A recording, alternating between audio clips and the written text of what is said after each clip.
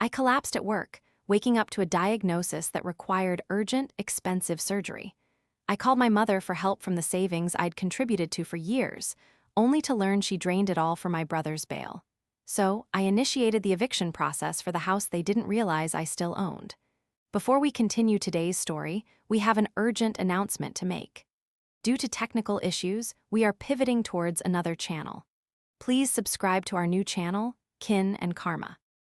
You can find the link in the video description, the pinned comment, and the collaboration tag on this video.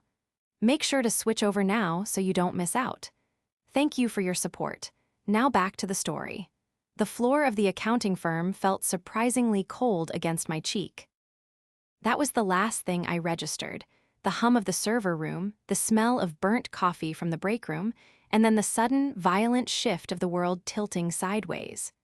When I woke up, the sterility of the hospital room assaulted my senses. The white walls, the rhythmic beeping of the monitor, the antiseptic smell that seems to cling to your skin for days afterward. A doctor was standing over me, looking grim.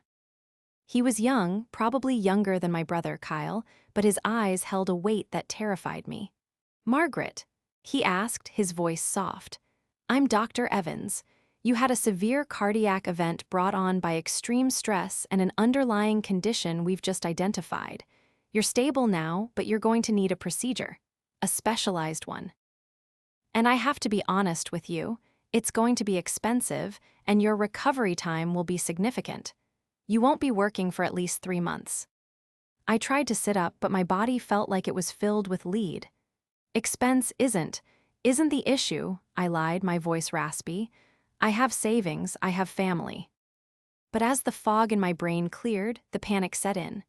I did have savings, but the market had been volatile, and I had just put a massive down payment on a new condo for myself, my first real indulgence in 20 years. My liquidity was low, dangerously low, but that was okay. I had a backup plan. I always had a backup plan.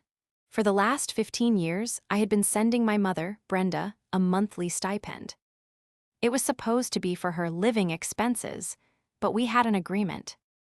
She would save half of it in a joint high-yield account, an emergency fund for the family. It was my safety net disguised as hers. There had to be at least $60,000 in there by now. I reached for my phone on the bedside table, my hand trembling. I needed to hear her voice. I needed my mother. She answered on the second ring, but her tone wasn't the warm, maternal comfort I was desperate for. It was frantic, harried. "Margaret, thank God you called," Brenda said, her voice breathless. "I've been trying to reach you all morning. Where have you been?" "Mom, I'm in the hospital," I said, tears pricking my eyes. "I collapsed at work. It's my heart. I need surgery, Mom. I need help." There was a silence on the other end. A long, stretching silence that made my chest tighten all over again. "Oh, Margaret," she finally said, but the concern felt thin like a coat of cheap paint. "That sounds awful. But listen, honey, we have a crisis here too. A real crisis." "A real crisis," I repeated, the words tasting like ash. "Mom, I'm in the cardiac unit." "It's Kyle," she rushed on, ignoring my reality to bulldoze me with hers. "He was arrested again. Something about fraud with that car dealership investment. Brooke says the bail is set at $50,000. They're going to keep him in county if we don't pay by noon." A cold dread washed over me, colder than the hospital floor. "Mom, you didn't." "I had to," she cried, defensive now. "He's your brother, Margaret. Brooke said if he spends a night in jail, it'll ruin his reputation. He won't be able to start the new business." "The emergency fund," I whispered, my heart monitor beginning to beat faster. "The money I sent you, the money for emergencies." "This is an emergency," Brenda snapped. "And don't be selfish, Margaret. You have a good job, you have insurance. Kyle has nothing. I wired the money an hour ago. It's gone." "All of it?" I asked, my voice barely audible. "All of it. And Brooke says we might need a little more for the lawyer, so if you could transfer." I hung up. I didn't say goodbye. I didn't scream. I just let the phone drop from my hand onto the stark white sheets. The betrayal wasn't just about the money. It was the realization that my life, my health, my very survival was secondary to my brother's latest screw-up. The betrayal was worse than the diagnosis itself. 3 days later, I was discharged. I wasn't healed, far from it, but I couldn't afford the daily rate of the hospital room anymore, not with my checking account looking so grim. The doctor had given me strict instructions: absolute rest, no stress, and the surgery had to be scheduled within the month.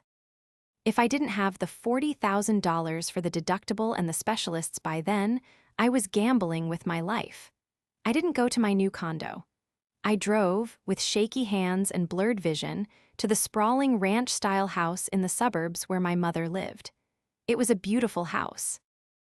A massive oak tree shaded the driveway, and the flower beds were meticulously kept, mostly because I paid a landscaper to come out twice a month.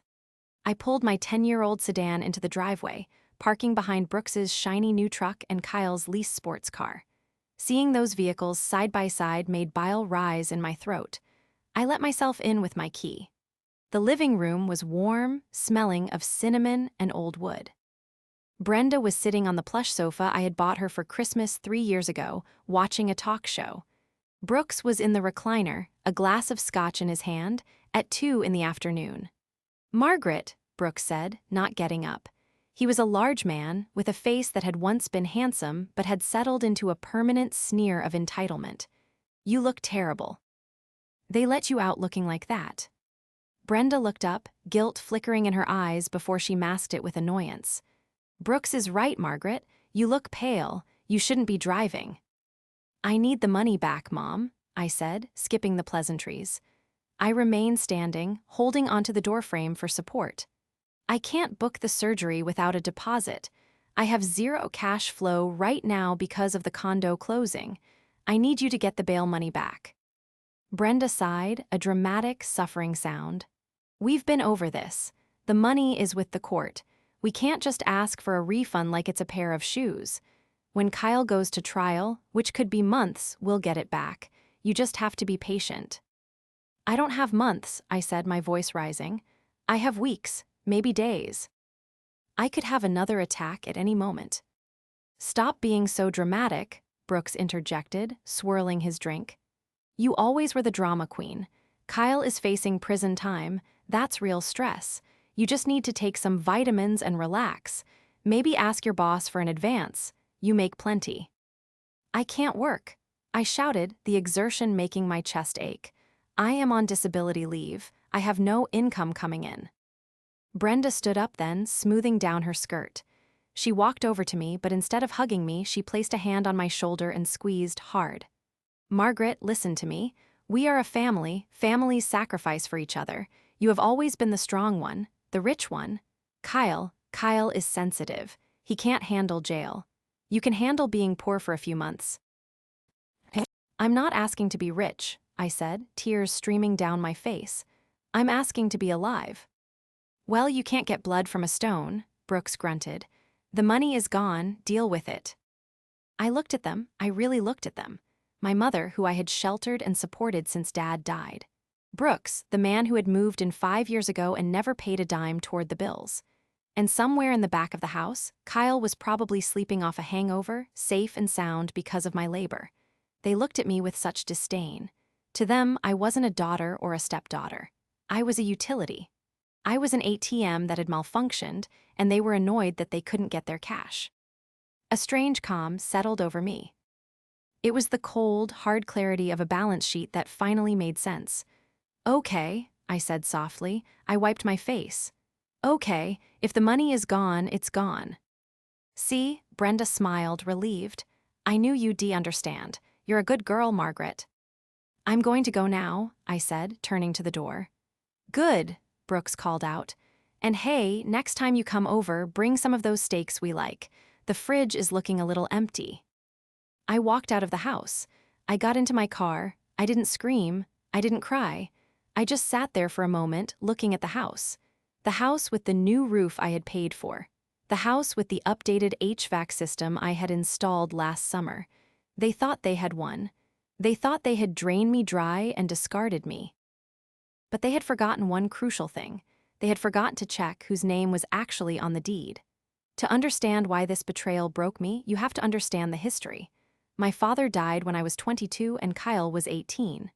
Dad didn't leave much life insurance, and Mom fell apart. She was a homemaker in the most traditional sense. She had never paid a bill, never balanced a checkbook, never pumped her own gas. I was just finishing my accounting degree. I stepped up. I moved back home. I managed the small inheritance to pay off the mortgage on the family home, or so Mom thought. In reality, the bank was about to foreclose.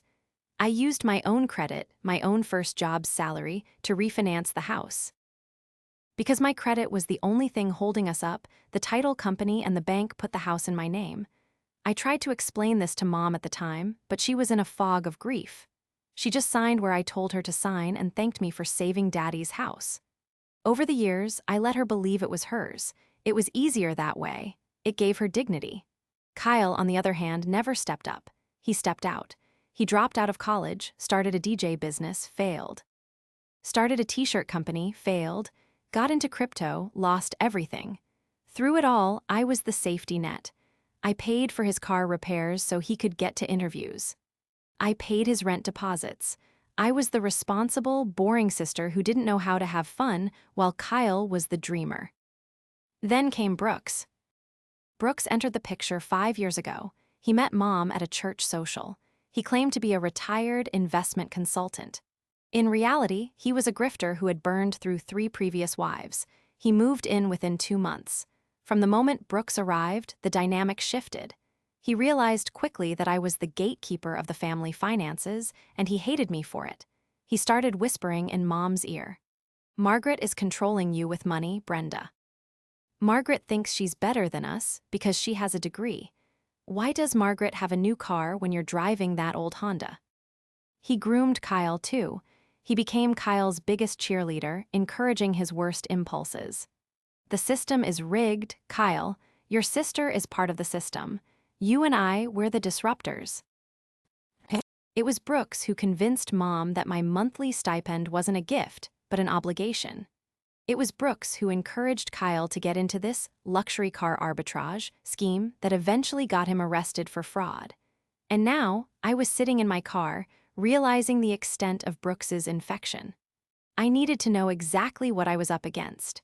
I drove to the county clerk's office instead of going home. I needed to pull the records. Not for the house, I knew I owned that, but to see if Brooks had tried anything shady. I sat in the dusty records room, my chest aching, scrolling through the digital files. And then I found it. A lien attempt. 6 months ago, a document had been filed attempting to take out a second mortgage on the house. The applicant, Brenda and Brooks. The application had been denied. Why? Because the title search revealed the truth. Brenda didn't own the house. I did, they knew. I stared at the screen, the blue light reflecting in my eyes. They knew the house was mine. The rejection letter would have been mailed to the house. They had opened it. They had seen it. That meant Brooks knew he had no legal claim to the property. It meant his comment about getting blood from a stone was a calculated risk. He was banking on my guilt. He was banking on me being too soft to ever kick my own mother out. He thought I was weak. I thought about the surgery I needed. I thought about the 3 months of recovery where I would have 0 income. I thought about the $50,000 sitting in a bail bondsman's safe, money that could have saved my heart, now being used to save a criminal. My phone buzzed. It was a text from Kyle. "Hey sis, heard you're out of the hospital. Mom said you were tripping about money. Don't worry, this business deal is gonna pop off soon and I'll pay you back double. Can you spot me $500 for groceries? Brooke said you'd be cool with it." I stared at the text. The audacity was breathtaking. I wasn't cool with it. I was done. The text message from Kyle sat on my screen like a taunt, glowing in the dim light of my car. "Can you spot me $500 for groceries? Brooke said you'd be cool with it." My thumb hovered over the reply button. The old Margaret, the dutiful daughter, the reliable sister, the good one would have sent the money. I would have sighed, complained to a friend over coffee, and then transferred the funds, telling myself it was to keep the peace. I would have rationalized that Kyle needed to eat, that Mom needed peace of mind. But the old Margaret died in that hospital room when she realized her own mother had chosen a criminal's freedom over her daughter's life. I didn't reply. Instead, I drove straight to the office of a lawyer I knew from my firm, Sarah. She specialized in real estate and elder law. I didn't have an appointment, but when she saw my face, pale, drawn, and furious, she ushered me right in. "Margaret," Sarah said, closing the door, "you look like you've seen a ghost. Are you okay?" "I need to evict my mother," I said, my voice surprisingly steady, "and her husband, and my brother." Sarah blinked, then sat down slowly. "Okay, start from the beginning." I laid it all out, the house title in my name, the years of paying the mortgage, the taxes, the insurance, the secret stipend, the family emergency fund that was now gone, the denied loan application that proved they knew I owned the house, and finally the medical crisis that made my need for liquidity desperate. Sarah listened, taking notes on a yellow legal pad. When I finished, she looked up, her expression grim but professional. "This is messy, Margaret," she said. "Even though the deed is in your name, they have tenant rights. In this state, if they've lived there for more than 30 days, which they have for years, you have to give them proper notice. Usually 30 days to vacate. If they refuse, we have to file for an unlawful detainer lawsuit. That can take months." "I don't have months," I said, panic flaring in my chest again. "I have weeks before this surgery deposit is due." Sarah tapped her pen against the desk. "There might be another way, a faster way. Did you ever have a lease agreement with them?" "No," I admitted. "It was just family." "Okay," Sarah said. "But did you ever declare the income from them on your taxes, even if it was zero?" "Yes," I said. Being an accountant, I was meticulous. I declared the fair market value of the rent as a gift on my taxes every year to avoid gift tax issues later. And I have emails. Years of emails where Mom acknowledges that I let them stay and thanks me for paying the mortgage. Sarah's eyes lit up. "That's gold. That establishes a tenancy at will. We can terminate that tenancy with a 30-day notice. But here's the kicker. If we can prove waste, that they are damaging the property or engaging in illegal activity on the premises, we can expedite the eviction to 3 days.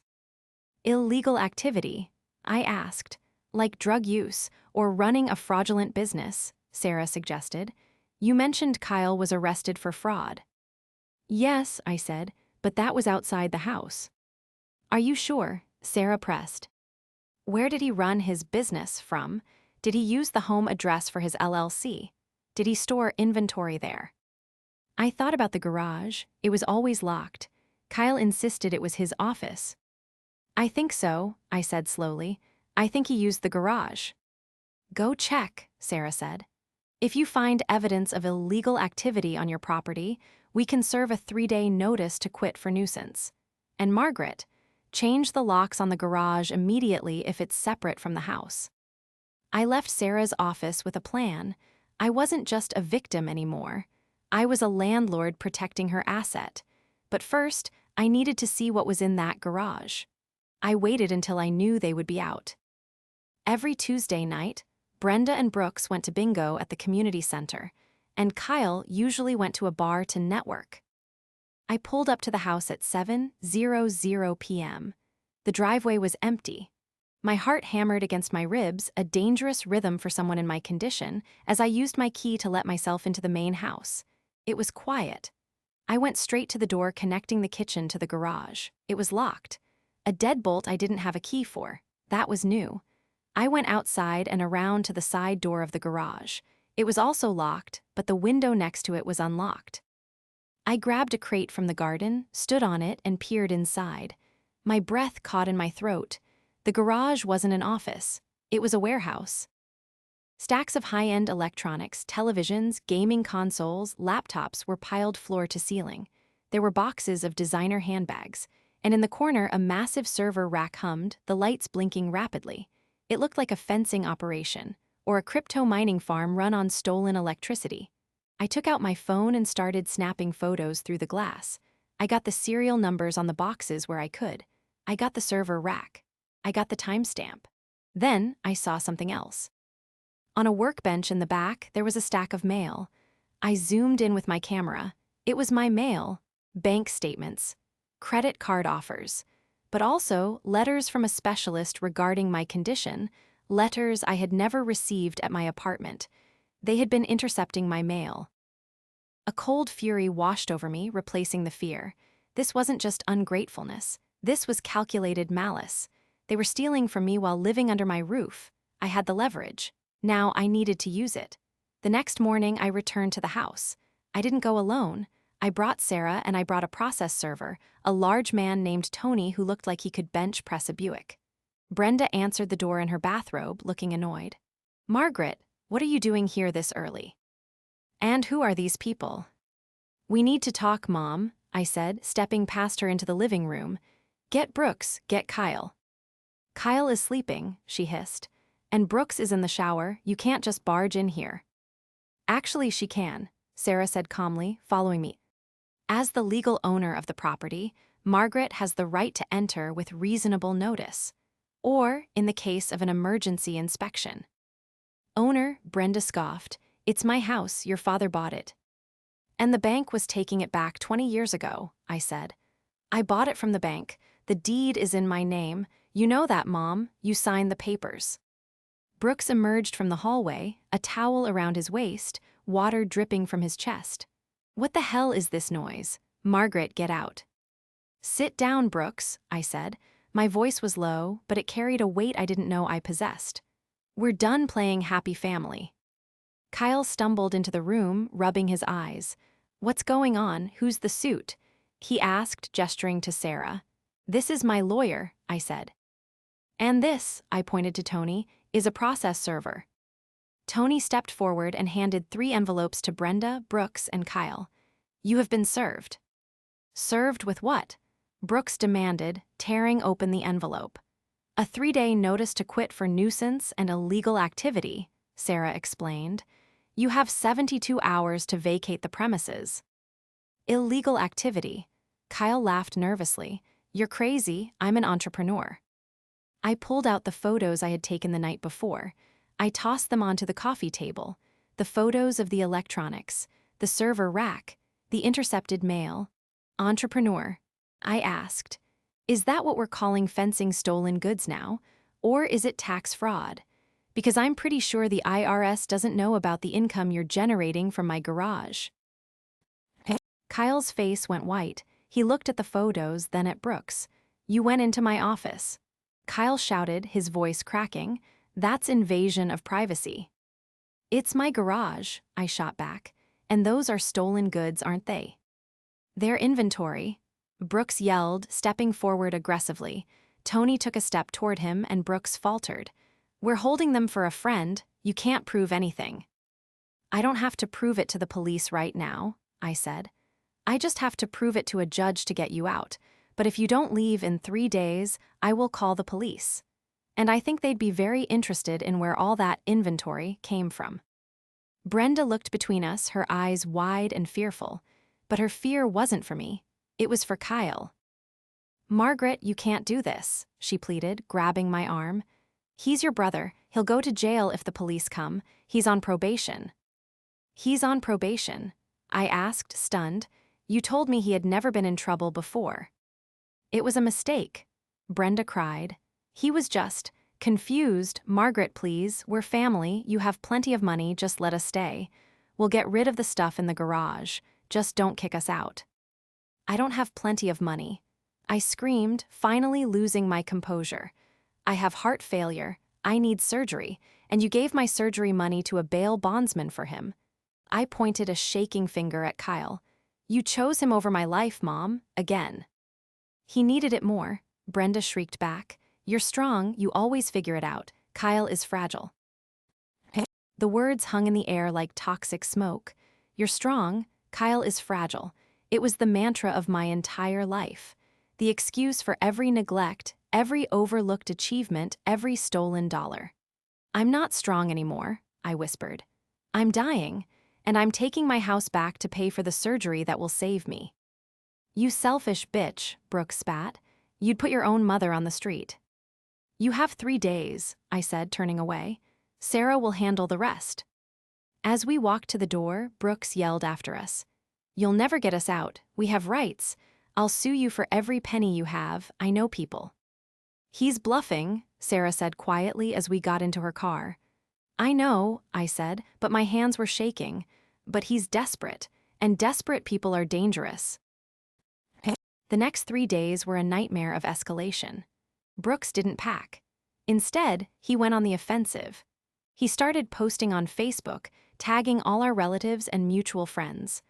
Long, rambling posts about how his ungrateful stepdaughter was throwing her elderly mother out on the street because she was greedy and jealous of her brother's success. My phone blew up. Cousins I hadn't spoken to in years were texting me, calling me heartless. My aunt left a voicemail calling me a monster. But Brooks made a critical mistake. In his rage, he posted a photo of himself in the garage, working hard to support his family, with the stack of stolen electronics clearly visible in the background. I screenshotted everything. Meanwhile, Sarah and I were building our case. We found the lien attempt documents. We found the utility bills that had skyrocketed due to the server farm in the garage, bills I had been paying on autopay without looking closely enough. On the second day, I received a call from a number I didn't recognize. "Is this Margaret?" A woman's voice asked. She sounded timid. "Yes," I said. "My name is Jessica. I saw Brooks's post on Facebook. I used to date Kyle." My stomach tightened. "Okay." "He did this to me too," Jessica said. 3 years ago, we lived together. He convinced me to take out a loan for his business. Then he stopped paying rent. When I tried to kick him out, Brooks showed up and threatened me. They said they'd tell everyone I was abusing Kyle. I lost my apartment. I'm still paying off that loan. "I am so sorry," I said, my heart aching for this stranger. "I have texts," Jessica said. "I have emails where Brooks threatens me. I have proof that Kyle admitted to the fraud, if you need them. I want to help. I want to see them stop." "Please," I said, "send me everything." Jessica sent a treasure trove of evidence. It wasn't just texts, it was a pattern. A documented history of Kyle and Brooks targeting women, girlfriends, friends, and now family, to drain them dry. With Jessica's evidence, Sarah filed for an emergency restraining order against Brooks and Kyle, citing the threats made to Jessica as proof of their potential for violence. The judge granted it. The sheriff was scheduled to execute the eviction and serve the restraining order on the morning of the fourth day. But on the night of the third day, the night before the deadline, I got a call from the security system I had installed at the house years ago, the one Brenda never used. "Motion detected, garage. Motion detected, back door." I pulled up the camera feed on my phone. It was grainy, but I could see them. Brooks and Kyle were frantically loading the electronics into a U-Haul truck. They were stripping the place. Then I saw Brooks stop. He picked up a crowbar. He walked toward the back door of the main house. He's going to trash the house, I realized, terror spiking through me. He's going to destroy the asset before I can sell it. I called the police. "This is an emergency," I told the dispatcher. "I have a restraining order pending, and the subjects are destroying my property right now." I didn't wait. I got in my car and drove. I knew it was dangerous. I knew I should wait for the cops. But that house was my only lifeline. It was my surgery. It was my future. When I pulled up, the U-Haul was running. The front door of the house was wide open. I ran inside. The living room was a wreck. The TV was smashed. The sofa was slashed. "Mom!" I screamed. I found her in the kitchen. She was sitting at the table, sobbing. Brooks was there, holding the crowbar, smashing the cabinets. Kyle was ripping copper piping out from under the sink. "Stop it!" I yelled. "Stop it right now." Brooks turned to me, his face twisted in a manic grin. "You want the house, Margaret? You can have it. We're making a few renovations first." He raised the crowbar and brought it down on the granite countertop, shattering it. "Brooks, please," Brenda wailed. "That's enough." "Shut up, Brenda," Brooks roared, turning on her. "This is your fault. You raised a stingy, ungrateful brat." He raised the crowbar again, but this time he wasn't aiming at the counter.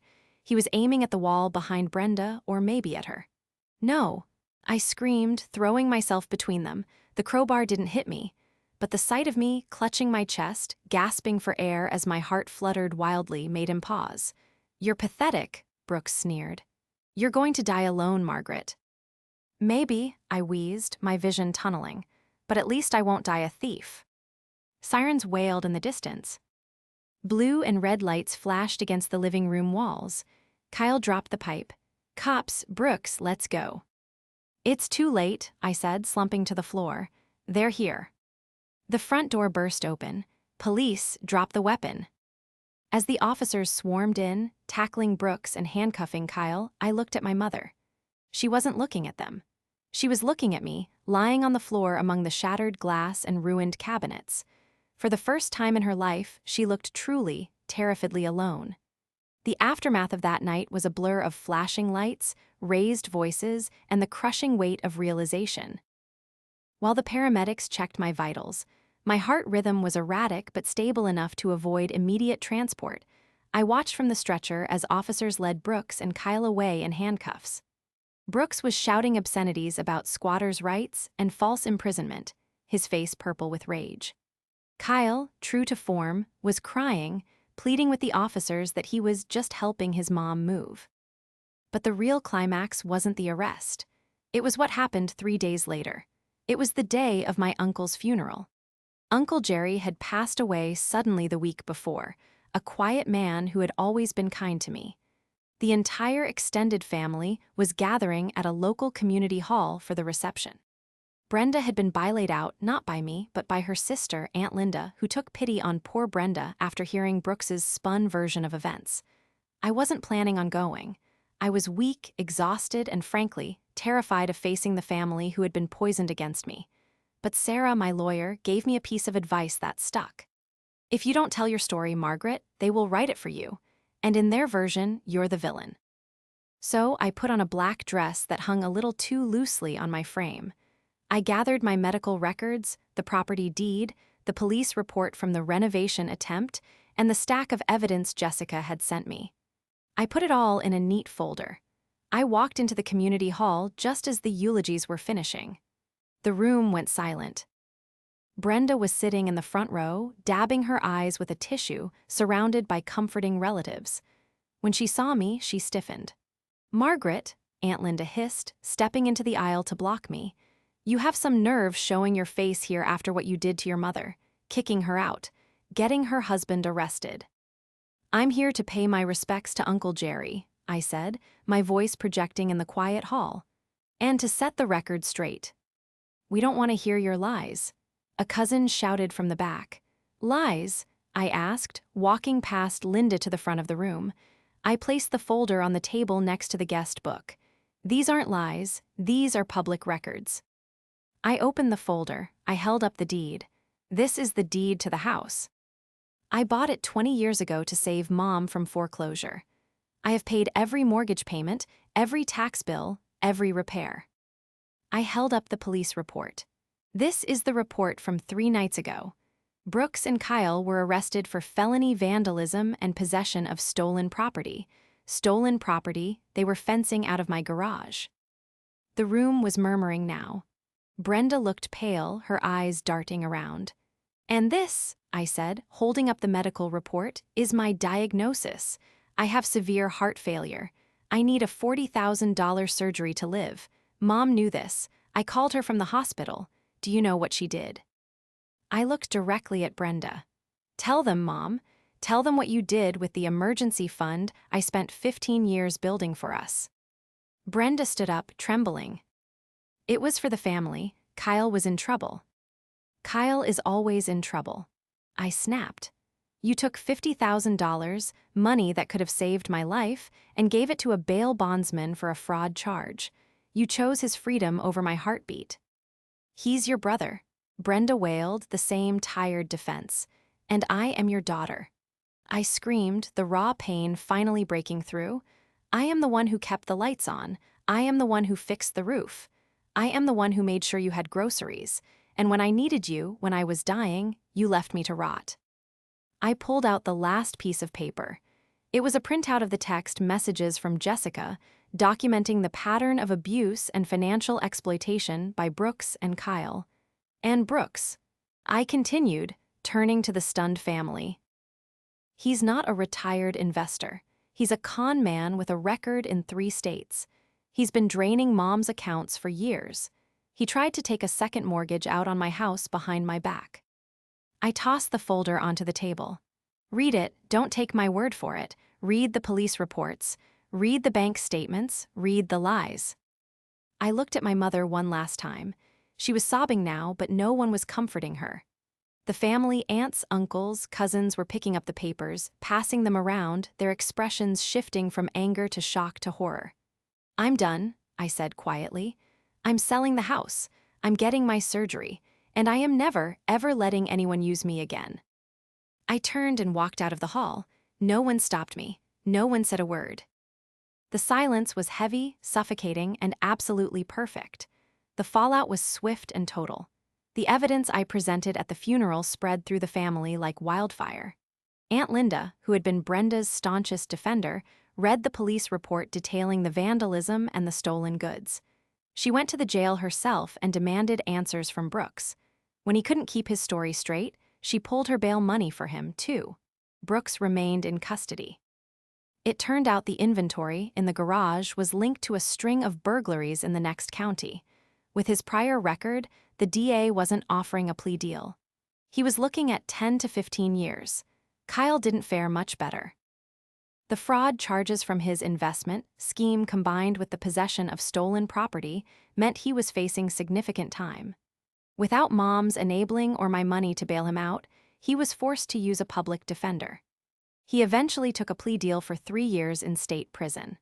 As for the house, the damage was extensive, but insurance covered most of it because I had filed the police report immediately. I sold it, as is, to a developer for a cash offer. It wasn't the top of the market price I might have gotten if it were pristine, but it was enough. I got my check. I paid the hospital deposit. I had the surgery a week later. The recovery was brutal. For the first 2 weeks, I couldn't lift anything heavier than a milk jug. But for the first time in my life, the silence in my apartment wasn't lonely. It was peaceful. There were no frantic phone calls, no guilt trips, no unexpected crises that only money could fix. About a month after my surgery, I was sitting on my balcony, watching the sunset when my phone buzzed. It was Mom. I stared at the screen. I hadn't spoken to her since the funeral.